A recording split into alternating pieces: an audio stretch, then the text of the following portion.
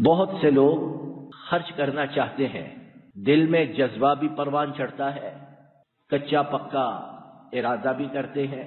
کسی حد تک کوشش بھی کرتے ہیں، لیکن پھر شیطان مردود ان کے ایمان کو ڈگبگا دیتا ہے۔ اگر دے دیا، زکوٰۃ نکال دی تو فاقو مرنا ہے، زکوٰۃ نکال دی تو بچوں کے فلاں فلاں اخراجات کون ادا کرے گا، زکوٰۃ نکال دی تو کاروبار، اس میں سرمایے کی گردش کیسے ممکن رہے گی، زکوٰۃ نکال دی تو فلاں شادی بیاہ، فلاں رسوم و رواج، اس میں اپنی ناک کٹواؤ گے۔ غرض یہ کہ انسان کے ارادوں پر ایسے کلہاڑے چلاتا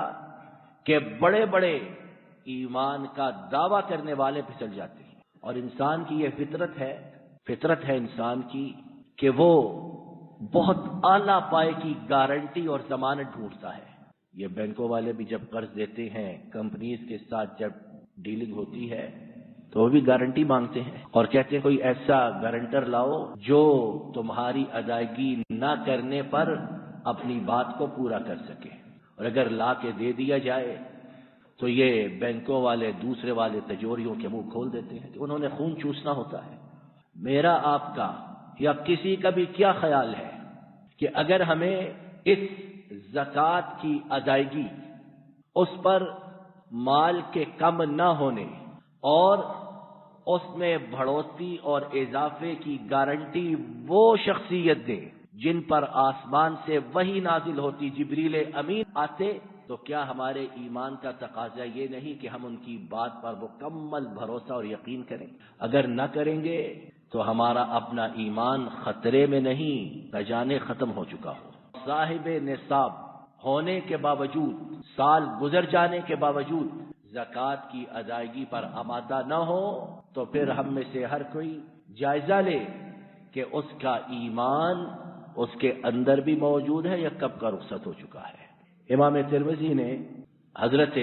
عمر ابن سعد الانماری، عمر ابن سعد الانماری رضی اللہ عنہ سے روایت کی کہ نبی رحمت صلی اللہ علیہ وسلم نے ارشاد فرمایا، ثلاثۃ اقسم علیہم، تین باتیں ایسی ہیں جن پر میں اللہ کا نبی پیغمبر قسم کھاتا ہوں۔ اگر قسم نہ بھی کھائیں تو ان کی بات میں شک و شبہ کی ہے گنجائش، اور جو شک و شبہ کی گنجائش تو دور کی بات، شین بھی اس کا سوچے اس کا ایمان ختم ہے، تو وہ اس پر قسم کھا رہے۔ اور چونکہ جس طرح ہم نے پہلے سنا کہ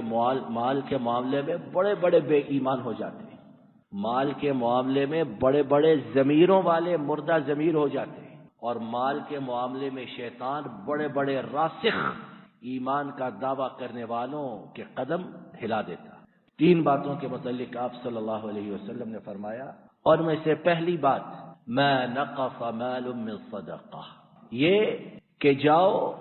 خرچ کرو اللہ کی راہ میں، زکوٰۃ ادا کرو اللہ کی راہ میں دو، پھر دیکھو کہ میری گارنٹی، ضمانت اللہ کے حکم سے کہ اس سے مال و متاع میں کمی واقع نہیں ہوگی۔ اس کے بعد پھر آپ صلی اللہ علیہ وسلم نے دو اور باتیں ارشاد فرمائی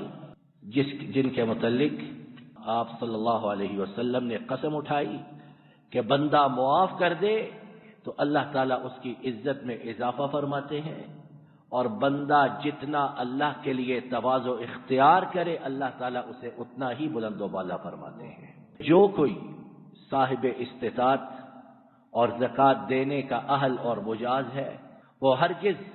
نہ اس میں تاخیر کرے، نہ ہیرا پھیری سے کام لے، اور نہ ہی ایسے داؤ پیچ استعمال کرے کہ شاید وہ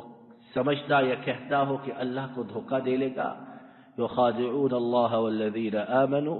وما یخدعون الا انفسهم وما یشعرون، نہیں دھوکہ دے سکتے مگر اپنی جانوں کو، لیکن طرفہ تماشا یہ کہ وہ اس بات کا شعور ہی نہیں رکھتے ہیں۔ اللہ تعالیٰ اپنے فضل و کرم سے ہمیں مرتے دم تک اس بات کی سچائی اور حقانیت پر یقین صادق اور ایمان کامل کے ساتھ زندگی گزارنے کی توفیق عطا فرمائے۔ وما توفیقی الا باللہ علیہ توکلت و الیہ انیب۔